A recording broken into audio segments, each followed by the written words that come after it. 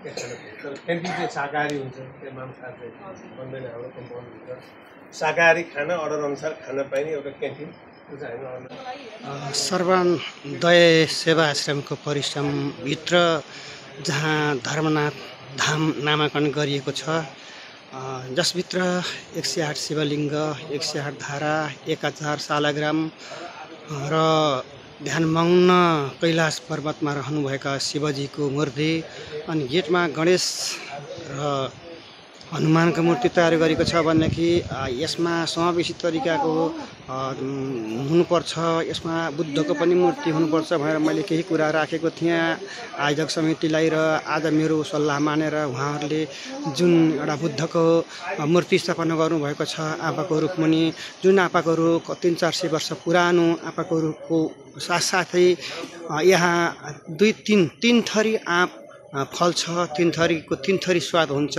तत्कालीन अवस्था पनि बुढाबाहरूले यसरी आफूलाई क्रसिङ गरेर बटारेर खुर्किएर कसरी हुन्छ उहाँले एउटै रुखमा तयार पारेर एउटा ऐतिहासिक इतिहास रचेको आँपको रुख छ।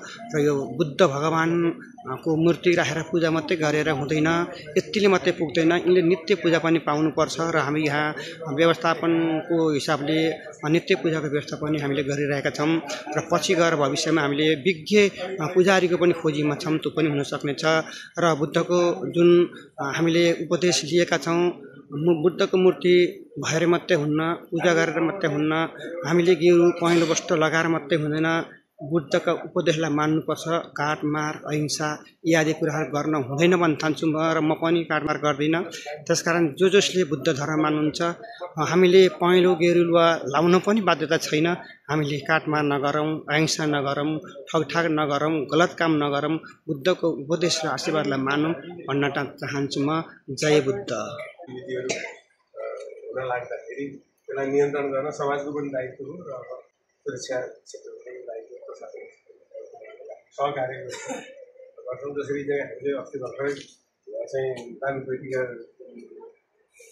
चोरी भयो, अब हामीले तर थाहा पाउनु बित्तिकै प्रहरीलाई खबर गऱ्यौँ।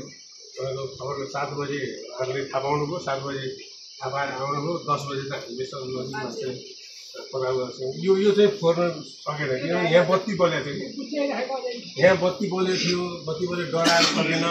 अनि अहिले हामीसँग सिसी क्यामेरा छ, त्यो घटनापछि हामीले ६८,००० रुपियाँ खर्च गरेर सिसी क्यामेरा जोडेका छौँ। अहिले त्यहाँबाट सिसी क्यामेराले यो दृश्य सबै खिचिरहेको छ।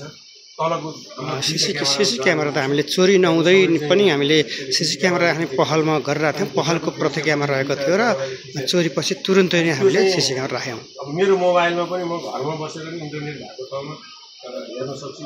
हामी 3जना हाम्रो संस्थाको 3जनाले यहाँ हाम्रो स्क्रिन त छँदैछ अफिसमा, त्यो बाहेक हामी 3जनाको मोबाइलमा त्यसको चाहिँ हेर्न मिल्ने सिस्टमहरू सुनिसकेको हिसाबले त्यो घटनाले पास हामीले त्यो गरेका छौँ। यहाँ चौकीदार छैन, अनि जो भने पनि त्यही सिसी खुल्लै हुन्थ्यो, यतिकै कोही फ्याँकिरहेको हुन्थ्यो, केही फ्याँकिरहेको हुन्थ्यो।